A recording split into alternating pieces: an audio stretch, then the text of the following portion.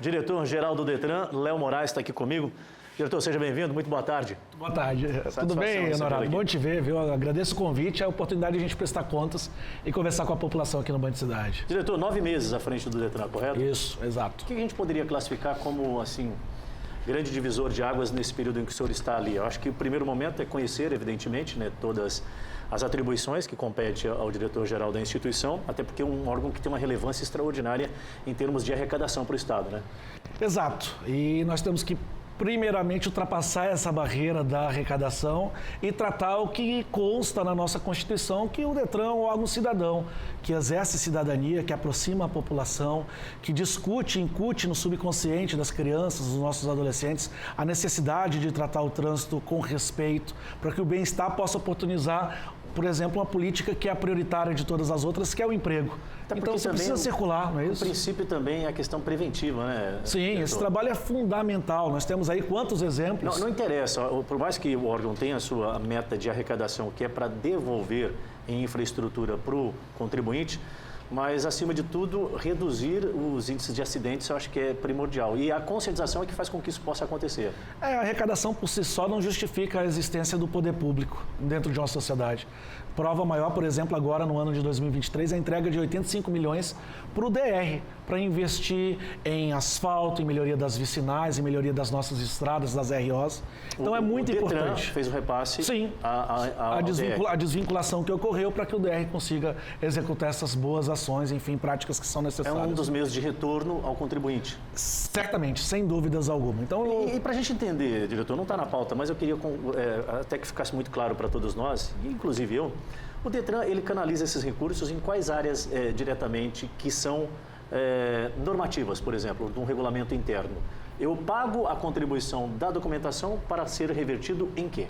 Bem, imediatamente no que a nossa função precípua é em modernizar, em conveniar com os municípios. É bom que se justifique e explique para a população que o Detran não tem a responsabilidade da organização do trânsito nas cidades.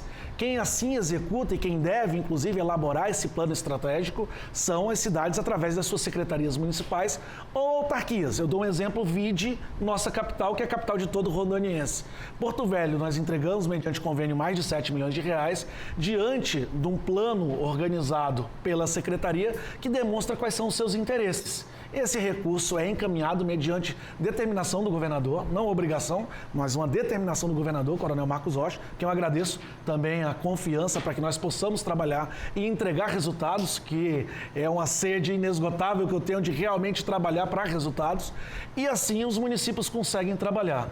Na nossa atividade, que é finalística, nós temos a modernização, logicamente a tecnologia da informação, antenados no que realmente se exige nesse novo trânsito, nessa nova modelagem, para que nós consigamos facilitar a vida da população. E é isso que nós estamos realizando com o respeito necessário a ponto de nós extinguirmos taxas, como aconteceu pela primeira vez na história do Detran, que aconteceu recentemente. Eu queria até falar sobre esse assunto exatamente agora, Léo.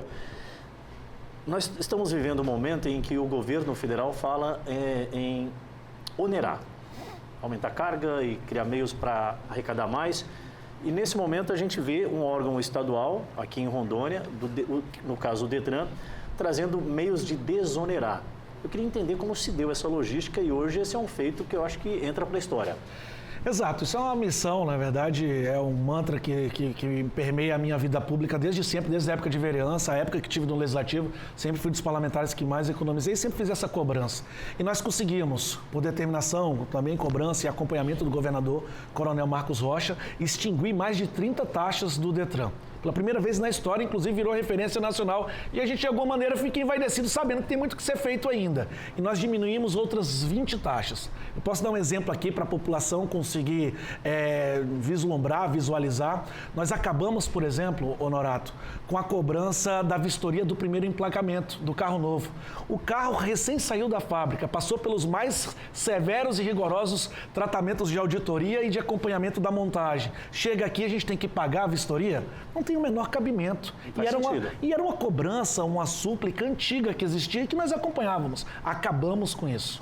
Emplacamento novo não tem a primeira revisão? Não tem a primeira vistoria do primeiro emplacamento para carros utilitários até 3.500 quilos, mas também diminuímos o valor dos demais automóveis porque pode ter mudança de carroceria, de chassi e tantas outras alterações que a gente precisa estar atento. Essa é a autonomia que o Estado tem, uma diferença que Rondônia hoje tem, então. Sim, nós tivemos que apresentar esse projeto para a Assembleia Legislativa.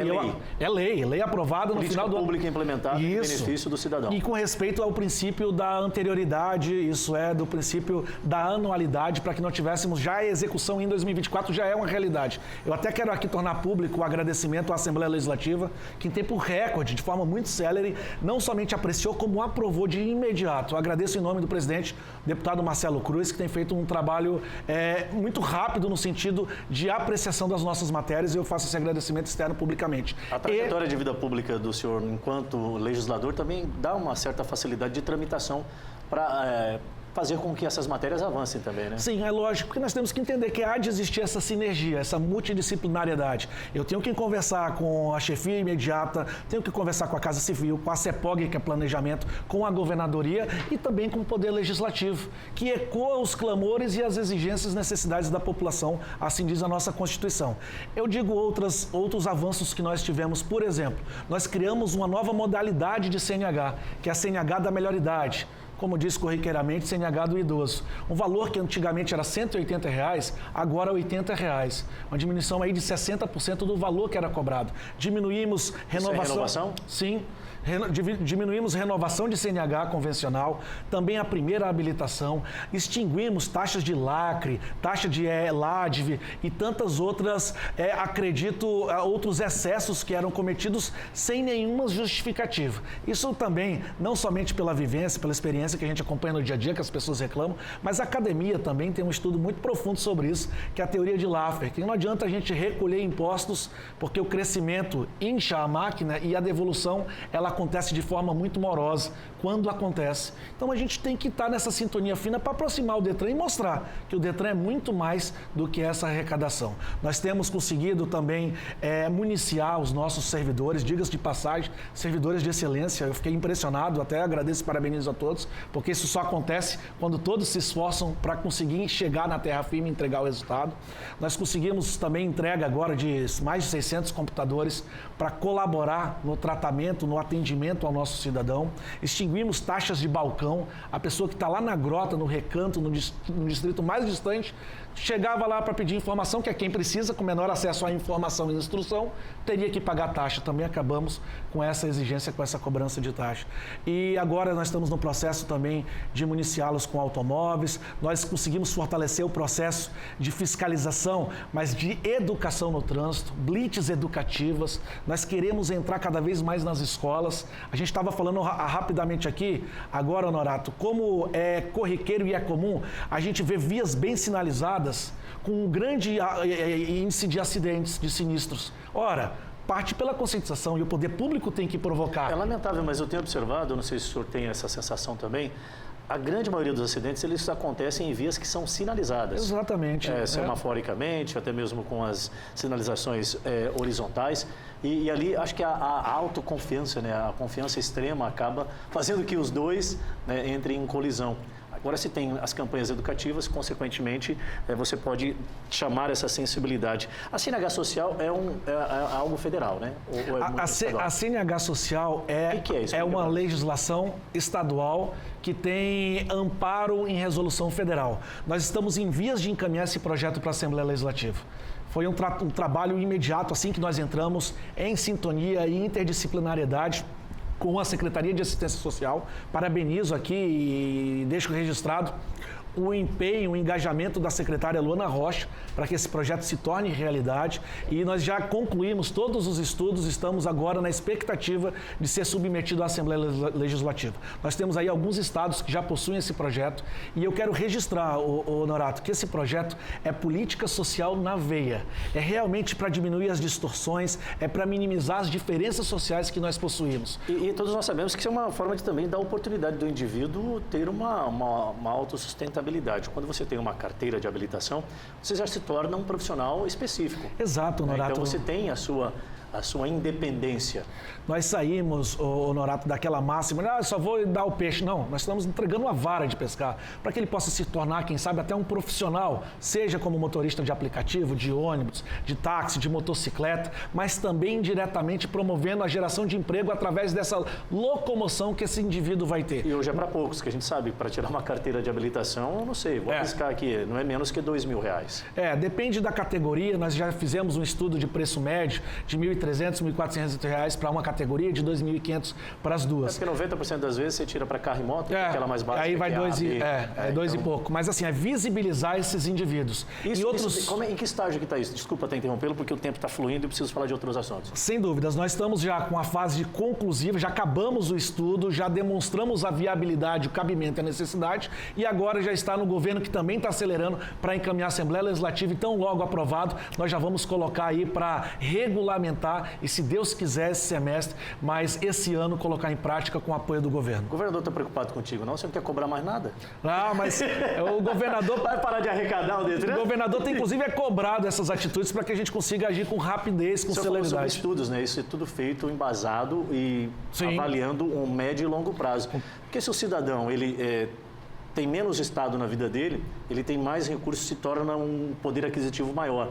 Isso acaba girando dentro do Estado mesmo. De uma forma ou de outra vai girar esse recurso. Esse é um indivíduo que movimenta exatamente o nosso comércio, enfim, a todos os nossos setores da economia. O olhar está mais abrangente, não está canalizado especificamente num departamento. E nós estamos agindo em cima de taxas, de multas, enfim, do que nos é possível, respeitando a Constituição e aproximando as pessoas. Uma máquina enxuta, um departamento funcionando com a sua plena condição administrativa, faz com que isso se torne possível, ou seja, determinadas arrecadações que já são aquelas que não têm condições de serem maleáveis, já dá conta de fazer a máquina andar. Sem sombra de dúvida. Posso desonerar em outros. Estamos mostrando que é possível, que com esse efetivo, realizar bons trabalhos de eficiência, de tecnologia, de respeito, por exemplo, de retirada de CNH em 2, 3 horas, mas também algo muito importante, que é desonerar, tirar cobranças indevidas ou desnecessárias para a população. Refaz, o que é? Nós estamos com um programa com o Luiz Fernando, secretário de Finanças, e toda a sua equipe, o Antônio Carlos, o Patrick e todos os demais, sobre um programa fundamental, que é a renegociação das dívidas, de quem possui dívidas, tanto com IPVA, bem como com taxas, multas e cobranças do Detran. Isso é importante, Honorato, porque hoje nós temos 30 mil automóveis parados, veículos parados, por exemplo, nos nossos pátios.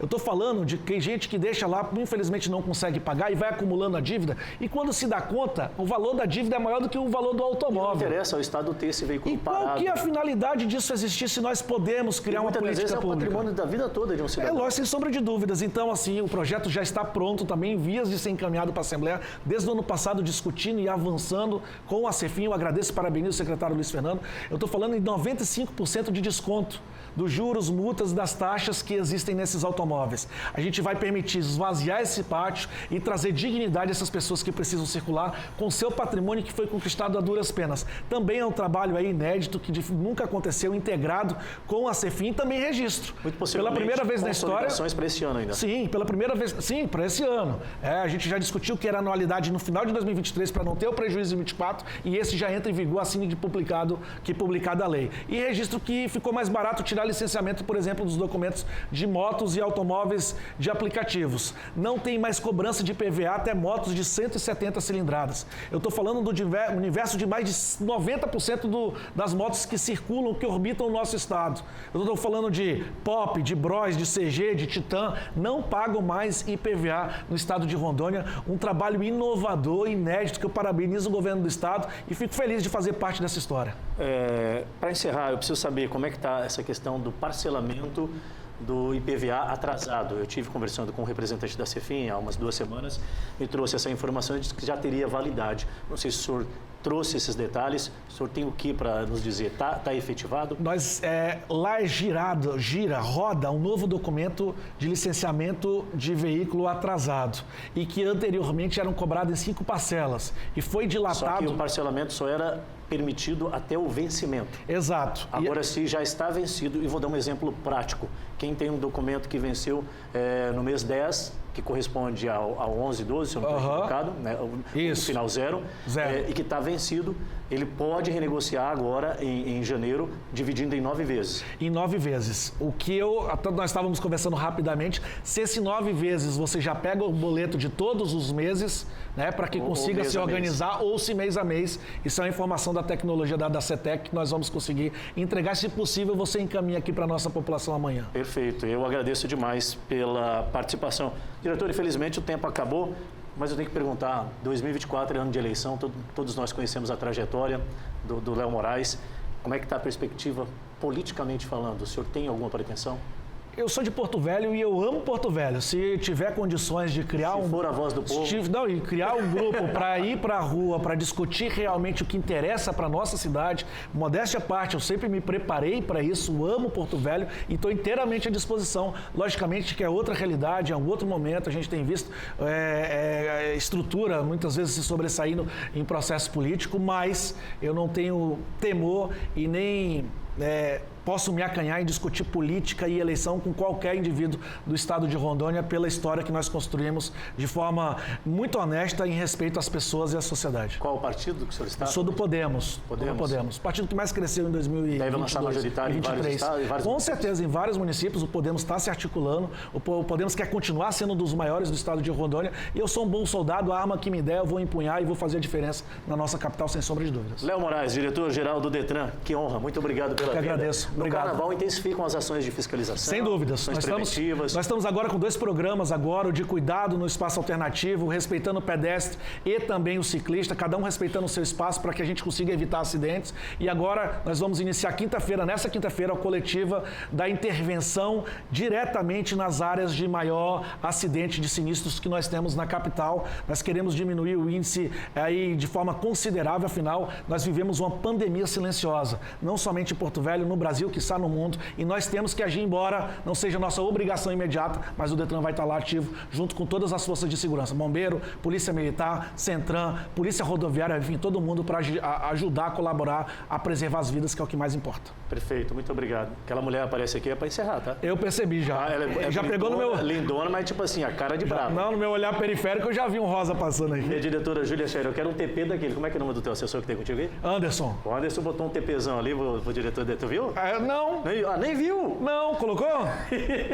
Com o celular dá pra ver muito, né? Eu cheguei nos 40 lá. Que lindona. Campanha Sua Vida Vale Mais. Campanha Sua Vida Vale Mais. Volta a falar sobre outros assuntos. Meu irmão. Muito obrigado. O assunto é na tela da Band pra você.